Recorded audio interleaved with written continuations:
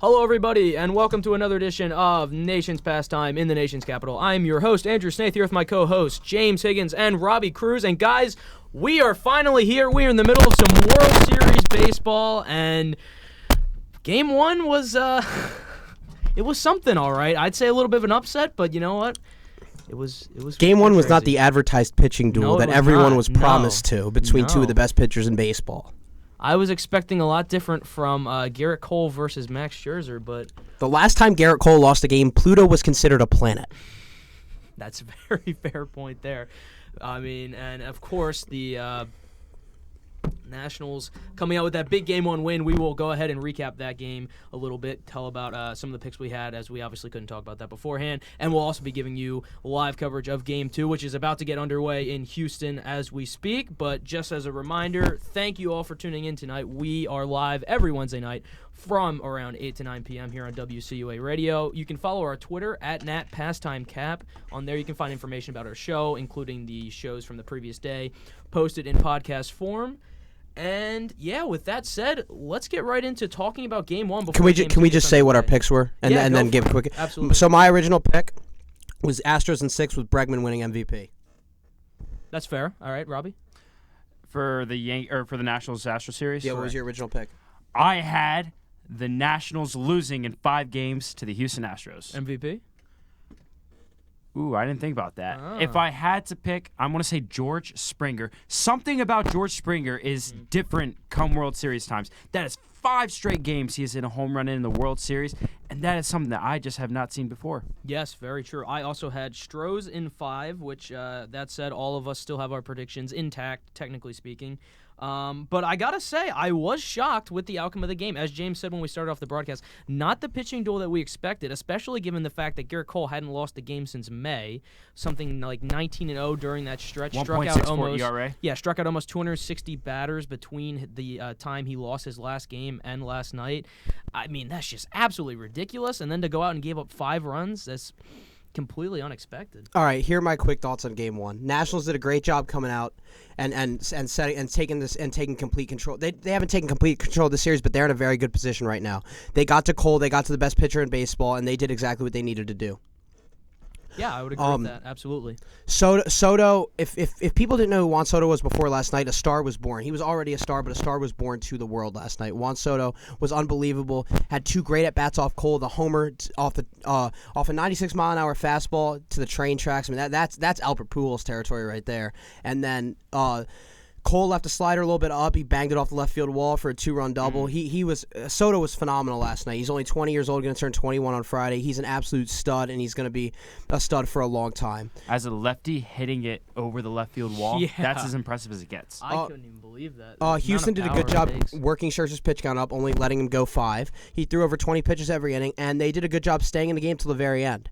Springer carried them late in the game with the home run and then the double, and there's an argument that he should have been on third, and then Altuve's fly ball would have tied the game the next at bat. But I see what Springer's saying about Tucker. Because Tucker went back to tag up, so he thought he might overrun Tucker if he went to third. So I see Springer's argument there, but he probably should have been busting it out of the box because he I think he got caught up in the moment. I'm not going to crucify him for it. He's not Acuna. He busts it hard, 99 times out of 100. It's just one of those things for Houston that it's not going to happen again, and it's not like I'm not going to deem it an unacceptable play. It's just something that happened, and I'm not entirely sure he would have been on third base. And I know that's up for debate, but. It was a good game last night, very good game. I think we're going to get a classic series here. And the fact that the Nationals are the biggest World Series underdogs since the 2007 Rockies is a crime. This Nationals team is very, very good. Oh, I just don't understand how they're the biggest World Series underdogs in 12 years. I actually didn't know that, Seth. So the 2007 Rockies were the biggest World Series. That would make sense because, honestly, I don't think anyone really thought the Rockies were winning that series. Right. You know what? That surprised me for a team with as much talent I understand. as the I understand as good as Houston's been all year. Like the Nationals have been the best team in baseball since May 24th. Right. Like if you look at Houston and Washington's record from May 24th on, they're pretty much identical. Yeah, no, that's so like this Nationals team is not a team that anyone should take lightly, and even though I've lived here my whole life, Nationals have always been my second team. Like just because I picked, my heart said pick the Nationals, but I went with Houston in my head. But the Nationals can definitely win this series. And I said this last night. They have the rotation to do it. They have the offense to do it. The biggest thing for me is that bullpen, because Davey Martinez has to be unconventional with that bullpen, and I understand his usage of Corbin, and we'll get into that a little later in the show. But he has to be unconventional with how bad that bullpen is. So that's the reason why I gave the advantage to Houston, was mainly because if it comes down to a battle of the bullpens, I trust the Astros more than I trust the Nationals bullpen. Yeah, you know what? Let's go back to your Juan Soto point for a second, because I think it's outstanding to notice just how much rare company he is in with that home run last night. The youngest, and I'm sure some of you guys listening and probably you guys here saw this as well, but the youngest 4 players to hit a home run in the World Series. He joins a group of Mickey Mantle in 1952, Andrew Jones in 1996, and Miguel Cabrera in 2003. That Miguel Cabrera one also off of another Who's the first one? Starting pitcher. Mickey Mantle in 1952. Goodness. But yeah. Unfortunately, Andrew Jones' career is not going to be a Hall of Fame career, as he didn't age particularly well. But Mickey Mantle and he had a great start to his career. That's for a different day though. But Mickey Mantle and Miguel Cabrera, that's elite company. It's elite company. Miguel Cabrera one off another formidable Roger ace as well. Clemens, the that Rocket himself. The 2003 World Series. I just I'm glad that Juan Soto is having an unbelievable postseason, because I've gotten to watch him the last 2 years here, and I got to watch him in the minors too, followed him all the way through, and he's a special player. Like he is going to be a top 10 player in the game for a very long time. He's going to win multiple MVP awards, multiple Silver Sluggers. I mean, he's everything you want in a baseball player, and he's only 20. He's only 20 years old for 2 more days, but he's so young and he's in such elite company. Something that always impressed me watching Juan Soto as a Phillies fan was I could not believe the man's eye, especially last year when he was 19 he has such years good old. Plate discipline. Called up in May, the plate discipline that man has is unbelievable. He has such a high OBP. He takes his walks, and he has very good opposite field power. And for a guy that young, you don't see that many guys who have that much bat control to all fields. And he can hit it wherever he wants. He hits to where the pitch is pitched, and I'm out of superlatives for him. He's an incredible talent. He's one of my favorite players in the game. I love watching him play night in, night out. Without question, one of the premier players in the game. And like you said earlier, if the world didn't know who he was before, they sure know who he is now. Yeah. One thing about tonight, real quick. If the National, I think the first team to 3 wins, because this is going to be an absolute pitcher's duel between Verlander and Scherzer. Just like last night, right? Strasburg. Come on. Yeah, I know. I'm screwed. But I think the biggest key from the National side is they have to get to Verlander early, because once he settles in, he's just about unhittable. Yeah. So like you settled in Game 4 against the Yankees. That's true. Yeah, that ALCS definitely one for the ages. We talked a lot about the fact that we believe the ALCS. The winner of that would go on to win the World Series. Now, we thought that might be the best series of the postseason. It certainly was a great series. Not great for the New York Yankees fans, unfortunately. That was a great Game 6. It was just baseball-wise, that was a great Game 6. Regardless of who you're rooting for. Absolutely. But yeah, no. Going back to Verlander, once he settles in after the first inning, he's pretty much locked in. Yeah. And I mean, Strasburg has been throwing the heck out of the ball this postseason. So tonight could be his career-defining moment where he finally lives up to that, huge prospect status. And he and Cole are 2 guys that could potentially be Hall of Famers if they age well. They have the stuff and the time to do it. But I think the first team to 3 wins, because runs are going to be at a premium tonight. That's fair, yeah. So yeah, let's throw it back to that ALCS series just briefly to talk about it, because we didn't get a whole chance to talk about the outcome of the series, because I believe that we left off when it was Game 2 or 3. I think it was 2. We left off the night Game 3 was postponed. The Game 3 postponed. So only Game 2. Yeah. So throughout the entire series, both sides absolutely. Oh no! We left off after Game 3. It was when Game 4 was postponed. Game 4 was postponed by rain in New York. Yeah. But on both sides, both teams absolutely abysmal with runners in scoring position, and it's remarkable that the Astros were able to overcome that, because they actually scored less runs in the series as a whole as well. They were outscored by the Yankees. They had a worse average of runners in scoring position, as Adam Eaton is going to put the Nationals on the board in the hit column. 2 on, no out. Verlander not looking like he's settled in quickly here tonight. But yeah, no, let's talk about that Yankee series, because I guess I'll ask you this, Robbie. And Anthony Rendon has just hit a 2-run double to give the Nationals a 2-0 lead off Justin Verlander. The Nationals really might win this World Series, might they? This is unbelievable. And you know what? The game's far from over, but Tony Two Bags. This Go get your money, son. Go get your money. Attaboy. Who's going to be getting a lot of money along with Let's go. Oh, my goodness. So Justin Verlander, not looking as sharp tonight. But no, like I was saying, let's get back to that Yankee series. I guess I'll go ahead and ask you about this, Robbie. What are we thinking where the Yankees go from here? And I know that we've been hearing a lot of different paths that the Yankees shouldn't take. There's one in particular that I want to ask you about and get your opinion on. What is it with these people saying we need to blow up and rebuild? Before I get into my discuss with the New York Yankees, I just wanted to go out there and congratulate the Houston Astros on making yet another World Series. The Astros simply dominated the Yankees this decade. 2015, 17, and 19, the Astros completely obliterated the Yankees in the postseason. However, let's go back to the original question, which is, should the Yankees blow it up? The Yankees should not blow it up. It would make no sense whatsoever to do it. The Yankees have a team that is full of young talent. Gleyber Torres, Aaron Judge, Stanton's still pretty young. You got plenty of guys. Miguel Andujar, Gio Urshela. This team is still incredibly competitive. There's no reason for the Yankees to blow it up right now. And I'm sick and tired of you guys saying that we need to blow it up because that makes no sense whatsoever. Here's what the Yankees got to do. I've came up with a few propositions of what they could do, what they shouldn't do. Why don't we go out and trade Luke Voit and Miguel Andujar? Gio Urshela could be the starting third baseman of the future. He's only 2 years older than Miguel Andujar, so he's not that much older. He's better defensively. He's shown that he can really hit. And to me, you need to get rid of Luke Voit and get a different first baseman who can produce more at a more consistent level. And to me, that guy is Nick Castellanos. I'm a guy who's saying that we should put Castellanos at first base, and then we can go out there and DH Stanton while we re-sign Brett Gardner. Because then in the outfield, we'd have Gardner, Hicks, and Judge. What about Didi? I let him walk. Didi Gregorius has to go. I don't even offer him the qualifying offer. With how pathetic he was in that postseason. Oh, he'd take the offer. He would take the offer because he knows he's not going to. What is it, $17.8 million? Yes. Yeah, because he won't get that. Yeah. Just an utterly pathetic performance from Gregorius in the postseason. Just an atrocity.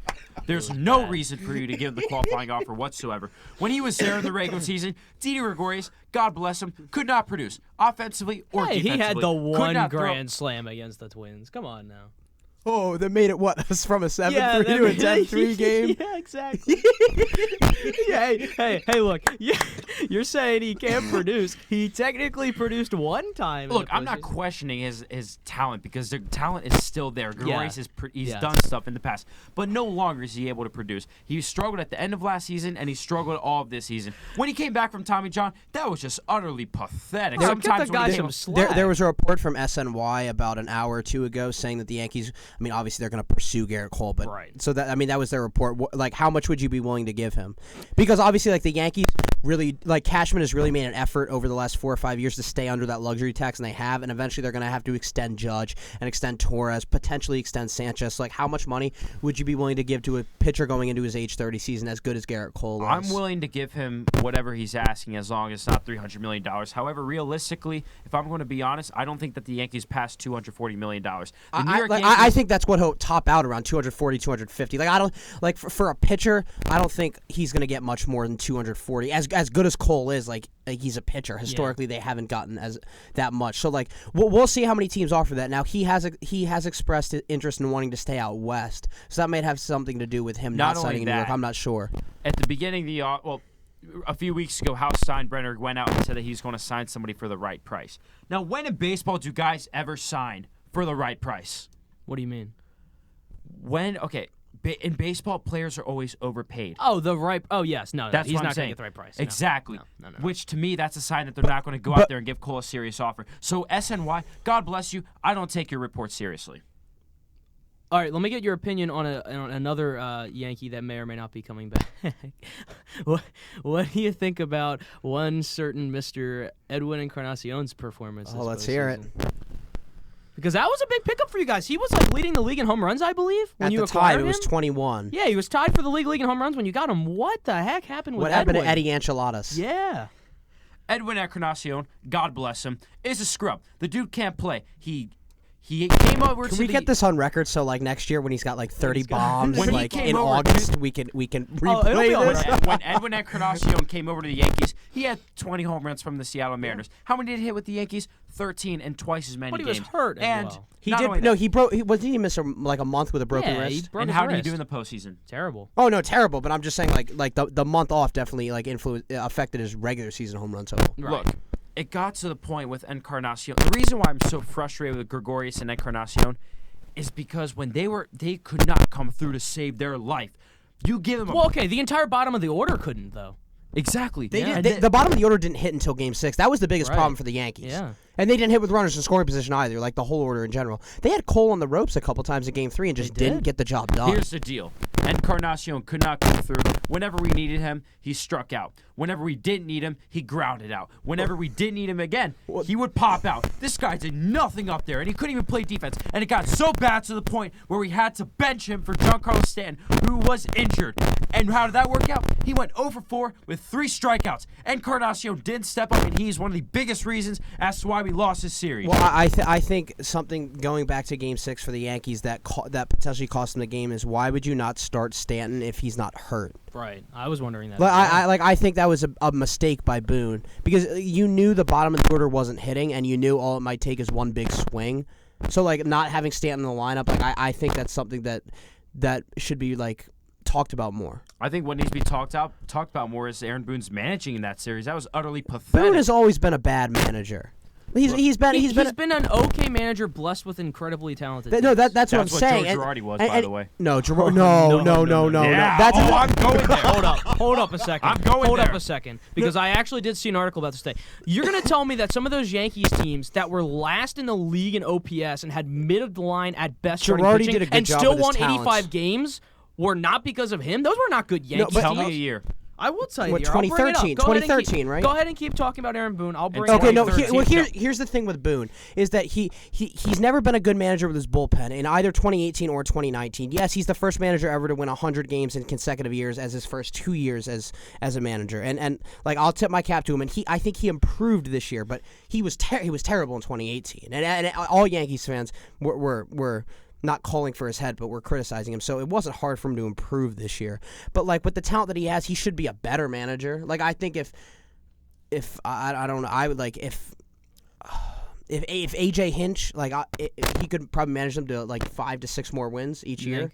Yeah. All right, so I do have the year for you. The 2013 Yankees were third worst in the AL OPS and had middle of the pack pitching at best, and somehow won 85 games. 2013. Yes, I remember that year. Yeah, that's what I thought. That was one of the worst Yankee teams I've That's ever what I'm witnessed. saying, and they won 85 That games. was not because of Joe. I don't believe it was because of Joe. Why Girardi. though? Because he gets the most out of his players and he That's what I'm understands the saying. clubhouse.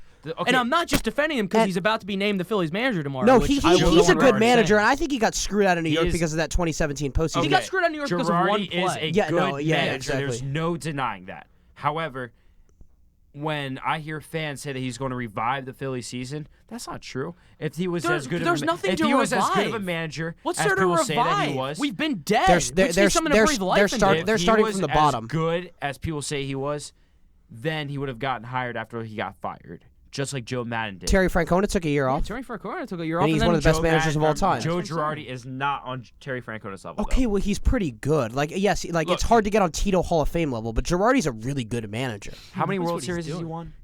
One. He's won more And that than was every with other one of the person best teams qualifying. of all for Okay, the but highest also job. if you look at the jobs that were open last Yeah. year, it was Cincinnati, it was Yeah, do you think he wanted to go to a place like that? Washington. No. Washington wasn't going to hire him right after No. they lost to the Cubs and fired Dusty. They wanted to go to Davey because he was from Joe Madden school, and they wanted to try to change things up. So the jobs I don't think were ideal. I am convinced that Joe Girardi did take a year off. However, I am also convinced that he is not going to save the Phillies and bring them to the playoffs within the next 3 seasons. Off-season debate. Yes, we'll talk about that in the offseason more. But 3, look, all I got to say is you got to take a look at this talent level. And if this team did not have $43 million worth of bullpen pitching hurt, that's not even that. You Do can't you know say how that. much talent that some of the Yankee teams have? I don't want to hear about this crap. I've been hearing about this all season. Oh, the Yankees. Am I wrong? Oh, everyone got hurt and we still did amazing. No, I'm Will correct. Springer hit a home run in his 6th consecutive World Series game tonight? Yes or no? Yes, I will say yes. Why not? Yes. I'll tell you what, him and Altuve are some of the most impressive postseason players I've ever seen in my life. Okay, It's Bregman ridiculous. has had a bad ALCS and World Series, but I throw Bregman into that list too. Well, he's been terrible this year. No, this postseason. Yeah, Yes, no, but yes, in yes. 2017, Oh, he he was carried. great. And even Yeah. in 2018, he was very good. He was very good. And yes, he's been bad this postseason, but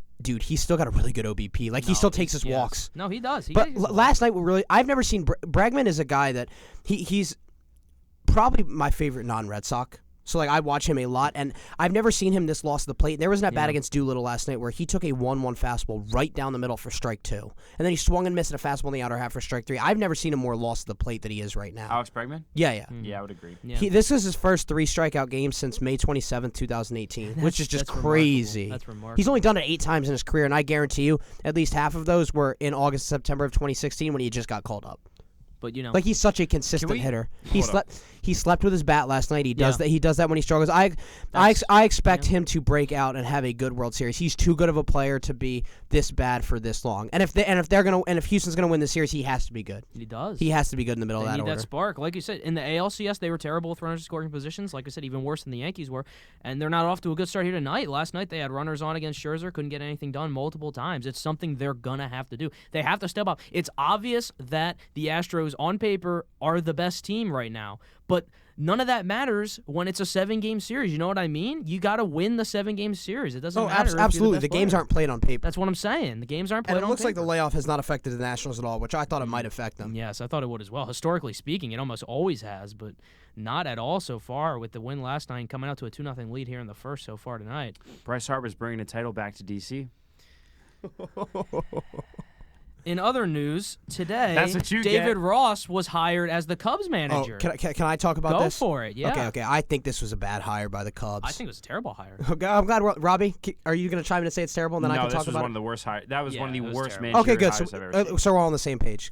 Okay, I think it was terrible because, A, he has 0 experience. He worked in ESPN for 2 years, and if you listen to some of his analysis, it's not very good. It's bad. I remember the Yankees were playing a Sunday night game in the middle of 2018 when Severino was rolling, and there was no debating Severino was one of the best pitchers in the game at that point. But he said, "I will take Luis Severino over anyone in the game right now," and it was like, well, this was when Verlander was shoving.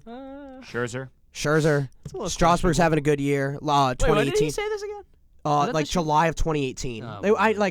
Yes, was Severino a top 10 pitcher at that point? Yes, but he wasn't the best pitcher in the game. No. Chris Sale was still healthy. That's right. There There were a bunch of guys that you could take over Severino, but I mean that's just one example. But here's my biggest reason. He is a friend and was a teammate with most of these guys, and as early as 2016, or as late as 2016, excuse me. He was with Lester in Boston in 2013 and 2014. He was his personal catcher for 4 seasons. So he was a friend and teammate with Bryant, Rizzo, Baez, Hayward, Lester, Hendricks, Schwarber. Russell. He's not an important guy. He was literally a teammate and friend with all the important guys on the Cubs. So the biggest thing for me is that if they're going to blame this on Madden and they want a culture change, fine. I don't necessarily agree with them firing Madden, but I understand why they want a new voice in there because Madden's voice might get old, and that's understandable. But why would you bring in someone like Ross who has Altuve just got thrown out at third trying to steal Kurt Suzuki. Why would you steal with a lefty up? Because that is such an easy throw for the catcher. That makes no sense to me. I'm questioning that move there. Probably expecting him to throw a curveball or something. Well, I think it was. Was it off speed? That was a two-seam fastball. Yeah, it was a fastball. That's a questionable move. That's fine. You want to be aggressive and everything. You're talking about this, yeah. That's fine. You want to be aggressive and everything because you've been terrible with runners in scoring position, but that's not the way to do it. Like, yep, he's out. Get him out of there. He's out. Yeah. That's very questionable. Can I go back to Ross? Yeah, go back to Ross. So absolutely. he was a teammate and friend with all the important key players on the Cubs, and if you want to try to change culture a little bit and get a new voice in there after a disappointing 2018 where they lost the wild card game and then a disappointing 2019 where they missed the playoffs, fine. But you're bringing in a guy who has 0 experience. He only worked at ESPN. Yes, he was a respected leader as a veteran on the Braves, the Red Sox, and the Cubs. I understand that, but he was a teammate with all these guys. So how are you just going to expect him to go in there and have them respect him as a manager? Because respecting someone as a leader of a team is a whole different position than respecting someone as a manager. Because if you respect someone as leader of the team, that's still somebody you can go to, still somebody you go to for advice, someone that's always going to have you in their corner. And yes, as a manager, you should always be open to your players, open for communication, and have them in their corner, but you need to be a disciplinarian as well. There's a fine line of managing that clubhouse and not being buddy-buddy with everyone. Yeah. So I think that's the biggest problem that the Cubs are going to run into. I think that David Ross would have been a really good bench coach, if anything. Sure. Right, and that's the bench coach's role. It's kind of like an extended veteran leader. Like he's the guy that all the players go to. He has the players back no matter what. He hears all their problems, but that's not the manager's role. And that's what Ross's role was as a veteran leader on the Cubs, who only caught for John Lester because he's a baby and needs his personal catcher. Contreras was the last guy, the last key guy who I forgot he was a teammate of. Like, sure, he might be able to help the pitching staff a little bit, help the catchers, but I just think overall, like, you don't want too much of a player's manager, and you want someone who's going to command their respect, and I don't know if the Cubs are going to get that. I'm not sure if they're going to get that either, especially for all the reasons you just said. I mean, respect for a manager is a lot different than just having respect for a guy as a friend or as a player. Or even as a bench coach, because a bench coach, that's his role. Right. He's the manager's right-hand man, but he's also the guy that the players talk to and he hears the players' inputs, so then he goes to the manager on their behalf, and they work things out. Right. So, like, if they hired him as a coach or whatever, then fine. Like I'm okay with that because there's no issue there. But as a manager, as somebody with no experience, and we've seen this in the past not work out. Gabe Kapler just got fired by the Phillies. Mickey Callaway was a particularly younger guy. He had coaching experience, but he had no managerial experience in the minors. Right. He just got fired by the big difference. He just got fired by the New York Mets. Well. Yeah. If he had been there, a pitching coach for a long time, I think that would be fine. But he hadn't been there particularly long. Rocco Baldelli, he had success this season, but obviously we don't know what the future holds there. So, like, you would assume it goes well, but you just never know with these kind of things. How about Kevin Cash? He's had success, yes. Yeah. He has had some success so far, I'd say so. Yeah. Speaking of the Cubs, though, interesting news article that I found today that I wanted to touch on very briefly. Kris Bryant. Still having a grievance against the Cubs for his the way that his rookie year was handled. Now, if you don't know, in 2015, when Kris Bryant was a rookie, he was called up a day before it would have expired for him to be a rookie that year. A day after, yes. Yeah. He was called up on April 17, 2015. They held him out of the first 12 games. Right. So what that essentially means is because he was called up at that time, he then reaches free agency a year later because it's the way that you're determining whether you're a free agent or not or what year it is. Contract manipulation by the Cubs. Correct. The Cubs manipulated his contract so they could get an extra year out of him. Now, this isn't the first time we've seen this. We saw this with Vlad Guerrero this year with the Blue Jays. Red Sox did that to Jackie Bradley Jr. We saw it with Jackie Bradley Jr. with the Red Sox. We've seen this before multiple times, but Kris Bryant is actually filing a grievance against the Cubs with this, and, if he wins this somehow, which I don't think he will, and I have a pretty good reason why I think not, which I'll get into in a second, but if he does somehow win this, that could be Major League Baseball altering. That'd be huge because this is something that's been going on for a very, very long time. Recently with Vladdy Jr., the Blue Jays. Yeah, that's what I said. Vlad Jr. with the Blue Jays. Yeah, but this is huge because you know what? Also, I'm not really sure what side I'd take here because I understand why the teams do it, but at the same time, it's really not fair to the players because especially in an age where it is so important the younger you are when you reach free agency. Like, think about it. Bryce Harper. I remember Scott Boras was giving an interview saying that his goal was to get him signed, get him called up so that he could reach free agency at the earliest possible age of 26. That's a big deal. You want to be as young as possible so you can get the most possible money when you're on the market. This is a whole year later. Kris Bryant's going to be a whole year older now, and that could really turn some teams away. I believe he's going to be 29 as of now. Oh, Alex Bregman has left the building and tied it. What did I say about Bregman waking up at some point? You did indeed, and he has woken up with a 2-run shot into the Crawford boxes. That's a 2-2 game. I guess sleep with the bat worked last night, Alex, I guess didn't it did. My goodness. That was an absolute rocket, too. He knew it. I don't know what to do here because this is my favorite non-Red Sox rounding the bases, even though I'm very much pulling for the Nationals. I'll just smile and take it in on the World Series stage. How about that? I think that's fair. I think he's back. I think Bregman is back. You knew he was too good for too long to struggle. Oh, yeah. Too talented of a player. But, going back to the Kris Bryant thing, I don't think he's going to win this, even though as interesting as it is. But the reason that I don't think he's going to win it, actually, is because of a guy named Mike Olt. Do you guys remember him? Yes. Oh, yeah, bust. He was bust for Mike Texas. Olt was Rangers, White Sox. Cubs, yeah. So he was the starting third baseman for the Cubs that year, and he broke his arm the day before Bryant was passing over the threshold. So the Cubs could easily just go into this and say, oh, we were going to keep him down longer, but our starting third baseman broke his arm. We needed to call him up. You know what I mean? And something like that. And they're going to roll in the team's favor anyway. So it's a shame, and I don't think it's really fair to the players, but It's an interesting situation. I do think that teams are getting away from this because like I think even as recently as 2015, like when it happened to Bryant, teams weren't in the win now mode, even though the Cubs should have been in 2015. But two guys that could have been taken advantage of by their teams that didn't were Fernando Tatis Jr. and Pete Alonso. They were both in the opening day rosters this year. And if you're the Mets, it made more sense to have Alonso up because they would have lost his age 30 season instead of age he reaches free agency at his age 30 season instead of age 29. So it's not like that huge of a deal. Mm-hmm. But with Tatis, he's going to reach free agency now at his age 25 season instead of his age 26 season. So they could have had a prime year but they're in the win now mode. So I think like even though it still happened with Vladdy Jr., the Blue Jays are rebuilding, but the Padres and Mets both knew they were in win now mode. So I think teams are going to get away from this whole contract manipulation thing in general. There's a certain Yankee out there who might be going through the same process next year, and his name is Davey Garcia. We'll end up having to see. A report came out today saying that Garcia might end up getting called up at the beginning of next season. That should be pretty interesting considering his, let's say, his Is he the number one prospect? Yes, he is. Yeah. Considering his AAA numbers weren't that spectacular, however, his numbers at AA, Class A, Low A, and High A ball were just absolutely tremendous and spectacular. We will end up having to see what happens with Davey Garcia.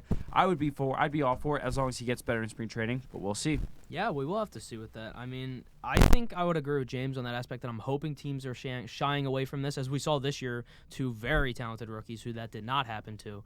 But there's a lot of talent still left in the minor leagues that this could be still seeing this manipulation with. Like you said, David Johnson, there's some other guys around. I don't know. It's going to be interesting to see. Quick other shout-out real quick before we get back into the postseason talk as we're on a commercial break here.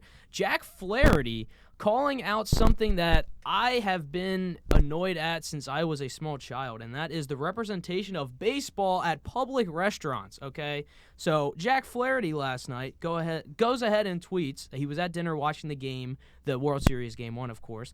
And at 10:30, I believe, when the Lakers and Clippers game comes on, restaurant turns all of the World Series games off and turns on the Lakers-Clippers games. Now, guys, I know you guys like other sports. I'm not into other sports as much as I am baseball. But you know what? Can we at least agree that the representation for baseball is just not what it should be, especially for the World Series? This is the World Series, and we're turning this off for a regular season basketball game? I don't know. That kind of annoys me. You know, I want to go back to the basketball game last night. I'm incredibly shocked at the bar. It was a bar that he was at. He said it was a nice restaurant and bar, and not one TV turned to it. All of the TVs. That's what I'm mostly surprised. And I don't even think it was in LA, by the way. Usually when you go to a bar or restaurant, you don't see all the TVs change to the same channel, which is what I'm mostly surprised about. But going back to Flaherty's tweet and the point that he's trying to make, I do see what he's trying to make. It's a World Series game. It's the biggest stage that there is, and that's obviously much more important than a meaningless regular season game, even if it's the Los Angeles Lakers playing Los Angeles Clippers, which, by the way, was an atrocious game. This is not a basketball talk show, so I'm not going to get into that, but if you want to talk basketball with me, please go right on ahead and talk basketball with me. But the point LeBron's old. He is old. And he's also a communist, but, that's another discussion. Isn't this a baseball talk show? It is. We're not going to talk about basketball. I just wanted to throw that out. Okay, let's go back to baseball for now. Yes, absolutely. But no. Look. I'm just saying, this isn't just this moment. How many times can you count that you've been in a restaurant and there's been a baseball game on and people there's a baseball game currently going on and the TV's turned to, like, women's tennis or something that nobody cares about, or like volleyball or something, and it's like, come on, like this is America's national pastime. Like, turn the freaking game on. To be fair, I don't think anybody wanted to watch the World Series. The ratings were down this year. So they were down. That was the lowest game won in over 10 years I saw. I think. Yes, it was. Yeah. And I don't know what it is, but I know exactly what it is. No LA, no New York. There are many protesters, including myself, who are not watching the World Series because of what happened to the Dodgers and the Yankees. The Yankees got cheated by the Houston Astros. The Houston Astros were trying to get into tipping the pitches. They did it with Tyler Glasnow, James Paxton, and Luis Severino. That was just absolutely ludicrous. Last week I shared my opinion on teams tipping pitches. I'm not a big fan of it. And I think that was their way of protesting it. And I think that Dodger fans were simply just disgusted and were not able to watch that World Series solely on the fact that they could not be able to see the Washington Nationals in the World Series. But most importantly, why I couldn't watch the World Series is simply because I cannot watch the Houston Astros. I cannot watch the Houston Astros play in the World Series. It will make me cry. It will make me incredibly depressed. There is no reason for me to want to watch the Astros play in the World Series unless I think that they're going to lose. However, my boss and I today made a bet. We bet on a good lunch that I bet that the Astros were going to win the series, and he bet that the Nationals were going to win the series. If the Nationals are looking like they're going to win the World Series, I'm going to start watching the series again. I don't know about many other baseball fans, but I think it was because these are two markets that aren't as big as New York and Los Angeles. Throw Boston in there as well. Yeah. And Boston. Chicago. The five biggest are New York, Boston, But Chicago, wait, hey, Philadelphia. Andrew. and Wait. Oh, is San Francisco's not in the top 5? no, Philly's Philadelphia's bigger. number 5. Yeah, Andrew, I have a quick question. Now, isn't this what you wanted? isn't what You I want. wanted two small markets to make the World Series. Oh my God, Houston is not a small market. Are you kidding me? Houston's not a small market. No. It's not a no, small market, no. but isn't this what you wanted, though? You wanted two smaller market teams in the World Series. Houston's not a small market. No, The I'm Astros just are not a saying- small market team, though. No, but Snake, did you want that? Oh, that's what I wanted, but this is Exi- not a small market World So Series. when we mentioned that the ratings are down, are you happy about this? No, because but it's kind of what you wanted. But I don't think the Astros are a small market team. They won 2 years ago. No, I'm just referring to the fact that the ratings are down. That's what I'm getting okay. at. Fine, Didn't yeah, you want ratings the are- ratings to be down, Snake, because you wanted small market teams to be in the World Series? I wanted small market teams to be in the World Series. So because I you're thought- very happy about this. Let me finish. I wanted small market teams to be in the World Series because of how entertaining it would have been. Think about how cool it would have been to see like a Brewers Rays World Series or something like that. You know? And I mean, and ratings are ratings. You know what I mean? Like, what does that really matter that much in the long run? I think the ratings go back to baseball going down in popularity for the 4th year in a row. I think that's more and I than think we can than thank anything. Rob Manfred for that, but that's for another day. That's for the offseason. We'll talk Rob about Manfred's my saving general baseball in his mind. No, he's not. He's I, not. I will save my talk on how much I love Rob Manfred for later. in the Can I offseason. get into Corbin real quick? Sure, let's talk about Patrick Corbin out of the bullpen last night. Suzuki Kurt with the base hit. Suzuki. With a base hit. So I think I was totally fine with Martinez going to Corbin for the 6th last night because they didn't get the length out of Scherzer they wanted to, and they don't have a good bullpen, so they need to be unconventional.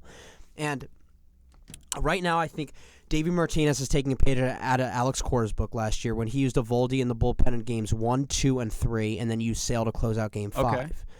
And I'm fine with that because the Nationals bullpen is not a good bullpen. It's worse than the Red Sox bullpen was last year, and they still were unconventional with Eovaldi. And so I'm fine with Corbin going last night because he was the scheduled Game 3 starter. The Nationals today announced that Anibal Sanchez would start Game 3 and take Corbin's place. They have not announced a Game 4 starter yet, and I think that's very much contingent on whether Corbin goes tonight or how much he goes tonight. Like if he goes tonight and throws 9 pitches, then obviously he'll be fine for Game 4. But if he throws 26 pitches, they might push him back. I'm not entirely sure what their plan is. And yes, I understand you have to play to win today in the postseason because tomorrow is never guaranteed. And they have a chance if they win tonight to take complete control and a stranglehold over the Houston Astros. And that's understandable. But last year when Cora used Eovaldi in Game 3, when he kept going to him, inning after inning in the 18-inning game, he knew in his back pocket that he could go to Eduardo Rodriguez to start Game 4. The Nationals don't have that 5th starter on their roster to go to. So like if they need length out of Corbin, and I'm not blaming Martinez. I think this is the right move by Dave Martinez to have Corbin ready because they don't have a good bullpen besides Doolittle and Madsen, and they can't just wear them down for 30 pitches every night. So they need someone to get them there. How about Taylor Rainey almost blowing the save last Right, night? no, that goes to my point about needing to have Corbin available. But if you get in a situation where you need length out of Corbin both tonight and on Friday, what do you do in Game 4? Do you bring back Scherzer on short rest and then Strasburg on short rest in Game 5? Like this has this could potentially backfire on the Nationals because those guys, like if those guys aren't on top of their game on short rest, which is possible. Like obviously they could go out there and shove because they're two of the best pitchers in the game. But it's also possible, they've logged a lot of innings this year. It's late in the year, obviously, that they might just be a tick off, and that might be enough for Houston to beat them. And that's what concerns me, that it might backfire against the Nationals. Now, I understand why Martinez is doing it. But like it just has the ability to backfire if Corbin isn't available to start because you paid him $140 million. Like he's one of the top 20, top 15 starting pitchers in the game. Like he's being paid to start. So like I'm not entirely sure if this is going to work out for the Nationals. We'll have to see as the series plays on. Now, question, James. Yeah. Are you concerned about how well the Astros saw Max Scherzer? Because those were some deep counts that they got in many three-ball counts. Right.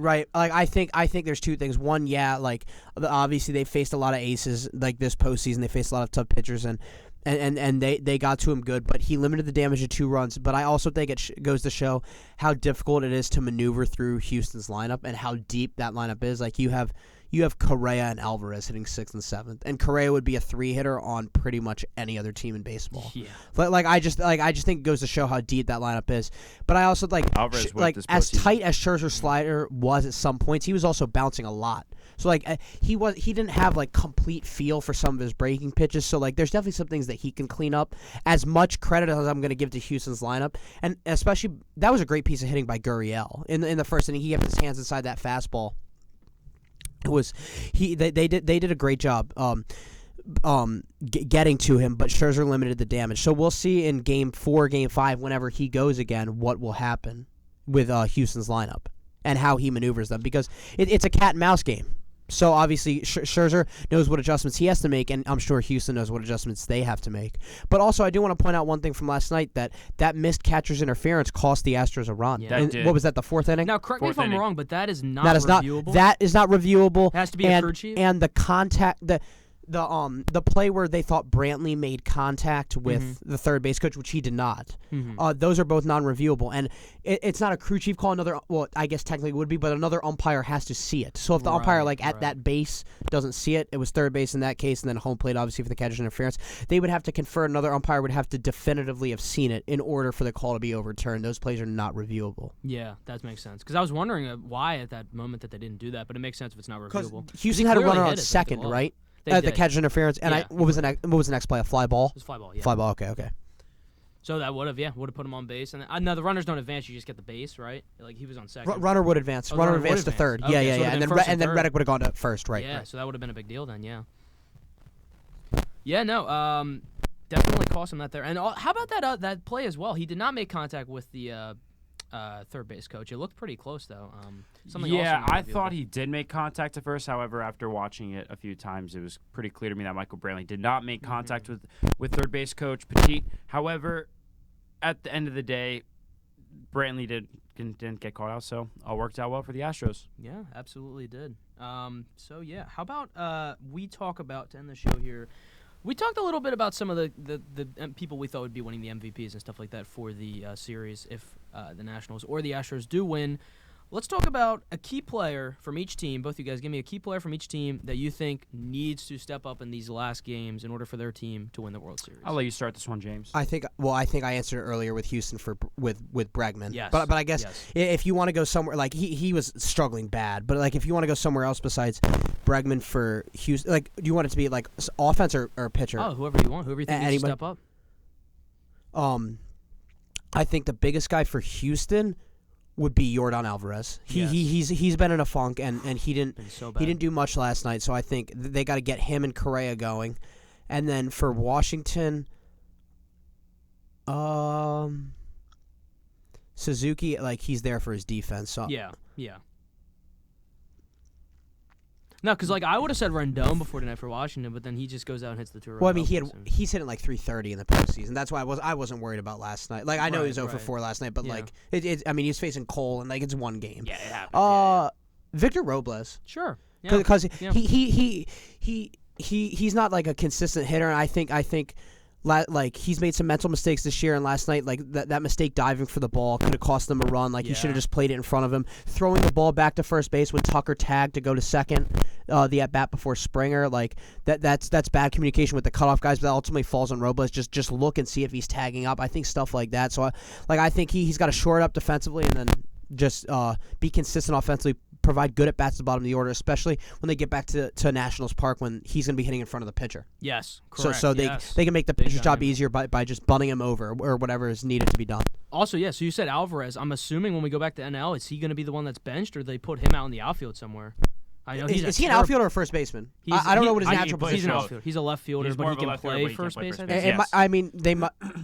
Or you're going to put Gurriel then. That's the problem. He and Reddick are both lefties. Right. Yeah. No, you're keeping Gurriel at first base. I just didn't know if his natural position was first base, because then I would have ruled it out of me. It's left field. Yeah. I think he's got to be the odd man out right now. Yeah. And then I guess if you prefer him over, if you really need offense over, you put him in over Reddick. But you're not replacing Brantley or Springer, obviously. No. So he'd have to be the odd man out, I believe. Right. Yeah. That's what I think so too. I mean, It's definitely a team that's going to suffer from this more than others we've seen in the past because they have that established DH. Not as many teams have an established DH, today like they used to. Guys like, Ortiz, anytime they played in the NL, they had to find a way to get in the we lineup. thought that Edwin Encarnacion was our established DH. That didn't go so well, did it? No. Did he play in the field at all this postseason? I don't even remember. No. He did not. Yeah, he was just a DH. And your Don lines right into the shift. Right into Struble Cabrera on the overshift there. Yeah. Are you surprised? Second tonight? Are you surprised that? Oh, he played second last night too. Are you surprised that Dozier hasn't gotten any at bats this series? I was about to say, what the heck happened to Brian Dozier? I think they want Cabrera's a switcher, but I think they want the lefty bat against. And then Howie's been hot, so he's DHing instead of playing second. Correct. Yeah. So when we get back to the NL, I'm assuming what Cabrera's the odd man out. I was gonna say you got to put Howie at second. Yeah, base and then right? you put usually what they've been doing is pinch hitting Dozier and then putting him in late in games for defensive replacement. Right. Yeah. Yeah, that makes sense. I'd probably go with that as well if I was David Johnson. So now, Davey Johnson. I'm sorry, Dave Martinez, not David Johnson. Now, going back to the original question of who needs to step up the most. Yeah, who do you think needs to step up? Yeah. I was going to say that this is not a spur-of-the-moment question, but it's got to be Yordan Alvarez. Yeah. However, because Higgins said that, I'm going to go out on a limb My fault. and say that Roberto Osuna needs to step up. That was my guy as well. I saw him against the Yankees and Rays, obviously. Roberto Osuna is not... He's not consistent enough. He's an established closer, but he's simply not consistent enough. Yeah. It seems like every time Osuna's out there, Astro fans seem to be holding their breath. It seems to be that Astro fans aren't even sure if he can convert on the save. And by the way, he's also the most controversial player on the team, but we're not going to... No, we won't get into that. Brian Taubman is really happy they got Ozuna. Oh, yeah, he is. Oh, he's so happy. So going back to he let Osuna. us know that. Going back to Osuna. Baseball is a game of bullpens. And if Roberto Osuna doesn't step up and does not become the man for the Houston Nationals out of that bullpen, I think that's going to be a problem in the future. Now, going over to the Washington Nationals, I would say that their bullpen's the biggest X factor, as in they have to step up the most. However, if I had to point to a guy in specific, my first eye goes to Taylor Rainey. Taylor Rainey's got to step up. I know he was pretty bad last night, but at times he's shown that he's pretty good. He's a good hard thrower, and when he's on, he's very difficult to hit. Another guy that I'd like to point to, Sean Doolittle. That's what I was going to say. Yes, he pitched well last night, but in general, he needs to be 4 keep ERA being on that the guy. season. I mean, yeah, that's when just someone like Doolittle him. was a closer, he was the most inconsistent closer in baseball. Name a guy who was more inconsistent than him, because I can't think of one off the top of my head. No. Sean Doolittle is more consistent? more inconsistent. Oh, inconsistent. Oh, I said no. he's the most inconsistent bullpen pitcher in baseball. Last year, Doolittle had an ERA sub to, I think it was 1.88. Was that right, James? That sounds about 1.88. right. Yeah. Then this year, He made the All-Star team. Made the All-Star team, comes back, has an ERA over 4.00. You're telling me, but here's the one thing, and he had a bad ERA, but when he got back off the DL from that knee injury, he has a 2.3 ERA. They were saying today, and I won't be tonight. That's the point I'm trying to make. Yeah. He's so inconsistent, because I remember there were times where he literally could only throw his fastball for a strike, and when you're only able to do that, that's a problem.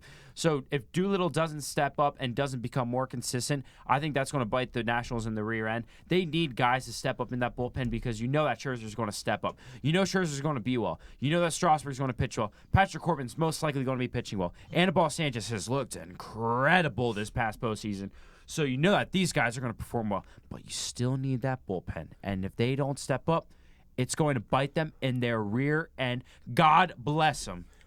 Here's a point that Doolittle made before Game 1 yesterday. Mm-hmm. He was on MLB Tonight, and he said that the rest actually helped him and some other guys because they had been playing a lot. Yeah. And so I think right. Well, I think Turner only had 1 day off from June on. Soto had been playing pretty much every day, and then he was coming back from the injury, and they've all been playing since the wildcard game, so it kind of helped them regroup. I think they had had one legit day off where they didn't do anything, but then they had workouts and stuff every day, so they were able to stay in a rhythm. Yeah, but I still was surprised at how quickly their offense bounced back last night. Oh, he came back immediately, yeah. Especially going up against Cole. Against Cole, too. Yeah. I'm going back to Osuna. Another guy that I think really needs to step up for the Houston Astros is the man at the plate, Robinson Chirinos.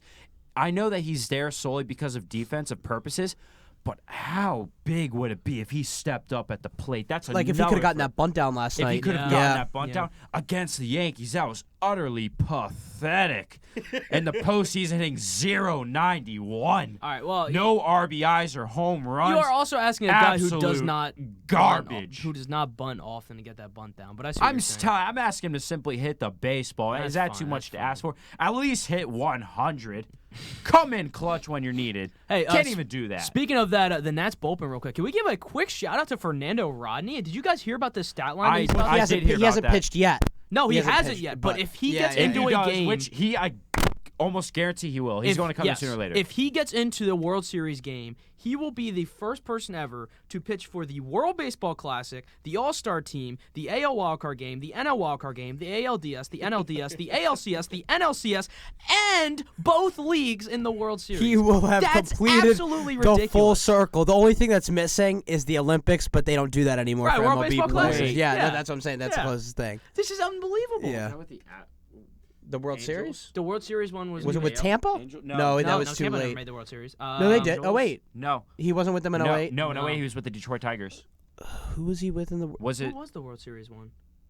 All right, we got to go back on the. I'll look it up right now. Yeah, I'll look it up right now. Yeah, but still, that's unbelievable. Let's talk about a guy who's been around forever. I think he's 45 years old. 42. He's 42. Yeah, he's 42. He's going to be 43. And the thing is, he's still like a mediocre reliever. He's still an okay reliever. I mean, he still throws, 98, 99? Nah, probably 94, 95, but he still does throw pretty hard. He still throws hard. I mean, it's honestly hilarious. I mean, Fernando Rodney's been a guy I've loved to watch. 06 Detroit Tigers. The 06 Tigers, that's what it was. Yep.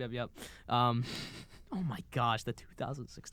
This guy's been around forever. It's absolutely ridiculous. Now, Fernando Rodney's been a guy I've always loved. I will never forget his 2012 season where he almost won the Cy Young as a reliever. 0.60 ERA. One of the greatest single seasons we will ever see from a reliever ever. You know, one outing that I just can't seem to forget with Fernando Rodney that year, I remember he was facing the Boston Red Sox, and I think it was Will Middlebrooks. Jarrett Saltalamacchia, that broken bat home run over right field. Yeah, I do. Remember that? I'm never forgetting that. I'm talking about a different game in 2013. It was down at the Trop. They were down 3-1. They were down to the last strike, and Middlebrooks hit a bases clearing double to give them the lead, and they won. Yeah, well, what stood out to me was just the broken bat home run. That's baseball for you folks. You never know what's going to happen. That's Barry Bonds, man. Yeah. Who are your picks for guys that need to step up? You guys pretty much said the ones I had, but I couldn't agree more on Alvarez. But my guy was going to be Ozuna because he is your closer, and you need a guy, as Robbie said, it's a game of bullpen. You need a guy who can be your lockdown person. Well, couldn't you also point to Davinsky or Presley? They've also been. Here's my question: yeah. Is Presley pitching in the series? He will. He has to. He has to. He said he was expecting it to happen. What was it, like the tissue fell off his knee or something? Yeah, but he said I was expecting it to happen. He could barely walk off in Game 6. I know, but like, there's a reason why they left him on the roster. Like, I think if it was like too severe of an injury, he wouldn't have been on the roster. Yeah. Yeah, that's what I'm saying. Also, quick shout out to Mike Trout and Christian Yelich winning the Hank Aaron Award in 2019. Back-to-back Hank Aaron Awards for Christian Yelich, and I believe this is the second for Mike Trout. Also, shout out to Hunter Pence, comeback player of the year in the AL. Oh, I did not see who the NL one was, but AL, I think it was without a doubt, had to be Hunter Pence after an all-star season. After signing a minor league contract, right? Yeah, minor league contract with Texas. That's awesome. Good for Hunter Pence. You know, before the season, I thought that this was going to be Hunter Pence's final season. I thought he was going to retire after this year. Someone will sign him. Yeah. I mean, at this point, why not? Someone's going to have to sign him. He had too good of a year. Tampa Bay Rays. Sure, why not? Throw him in the DH spot? Yeah, I could see that. Well, who did they acquire? They got Aguilar. Is he under contract still again? I believe he is, right? Yes. Yeah, okay. Well, still, I would do after a guy like Hunter Pence. Why not? And you know what? He honestly fits that kind of Rays formula that they do down there. Was the comeback player of the year like Sports Nation comeback player? Not Sports Nation. Sporting News. Yes, I believe it was. The Sporting News one for the National League was Donaldson. Yeah, okay, yes, that makes sense. 36 home runs after playing something like 30 games in 2018. No, he played more than 30. He played more than 30. Well, but he played like a very small handful for the Blue Jays. I think it was got 56. Hurt, and then was shipped off to Cleveland. That's what it was, right? Yes. Yeah, that's what it was. Yeah, Hunter Pence and Josh Donaldson are the Sporting News comeback player of the year. So not like the official, but no. It was. I forgot to preface that. I do think that Donaldson and Pence will probably win the. Yeah, who else is going to top them? I mean, yeah, it's got to be them. Chris Bryant.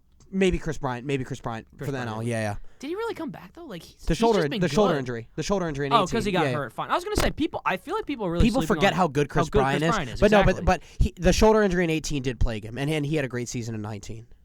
Yeah, no, I couldn't agree more with that. And you know what? Coming up on that free agent year to be either next year or the year after, depending on what happens with the grievance case, I think people are going to start to realize again what a talented guy he is, and he's another guy we're going to have to be looking out to get absolutely paid. One more thing before we sign off real quick. Verlander just recorded his 200th career playoff strikeout. I saw that. Congratulations to Justin Verlander. The most strikeouts of passes any pitcher in Andy postseason Pettitte, history. correct? He did pass Andy Pettitte. One of the greatest pitchers this game has ever seen, and one of the best pitchers of this generation. Unanimous Absolutely. first ballot? Yes or no? He's not gonna get unanimous. He should get above 95%. But yeah, he's been so good for so long. He's a Hall of Famer. Absolutely. If you're gonna be first ballot unanimous, I think that you have to be the greatest at your position. Right. Just like Mariano Rivera was. Greatest closer we've ever seen. I can't argue that. But I do think it's a crime. Wait, still. what team was Mariano Rivera on, by the way? Yes, because that's incredibly relevant. Hey, let's go, Yankees. I will say though, I think it's incredibly a crime that Ken Griffey Jr. was not the first unanimous. But you know what? I think this is just what I thought about unanimous stuff. I thought because it hadn't happened for so long, I thought the perfect guy to become the first unanimous would have been Ichiro. Yeah. I just thought he would have been the perfect candidate. Well, who the heck looks at the ballot and doesn't think Ichiro's a Hall of Famer? You know what I mean? Well, he hasn't been eligible yet. Well, I know. I'm just saying. Who's going to look at that ballot and say Ichiro? Well, I mean, he's but not you could say the same thing about Tom Seaver, Hank Aaron's, Ted Williams, you can say about Johnny that, Bench, George yes, Brett, all those guys. Fair point. But my thing, that was the same thing I had with Griffey. Who the heck looked at the ballot and didn't think Griffey was a Hall of Famer? I know. It was 99.6, I think, or something. Yeah. He was 3 votes shy of being unanimous. Something ridiculous. Unbelievable. Yeah. All right, well, with that said, we're going to sign off here. Just a reminder, we'll be live again next Wednesday, 8 to 9. Are we going to go live if there's a Game 7? If there's a TBD! Game 7, TBD! We will see if there's a Game 7. We'll keep you posted. Follow our Twitter to see. We'll be posting updates on there if whether or not we're going to go live. That's at Pastime Cap if you want to follow that, by the way. Also, tonight's show, along with all the other shows we've ever done, are up there on podcast form. Feel free to go ahead and check that out. Give us some likes and views, all that good stuff on YouTube. But yeah, with that said, go ahead and enjoy the rest of Game 2. Should be a good one here, and we will see you next week, possibly for some Game 7 baseball, or not. We will or a series recap. Or a series recap. Yeah. Stay in the fight. Go Nationals. With that said, have a great night, guys. Peace out.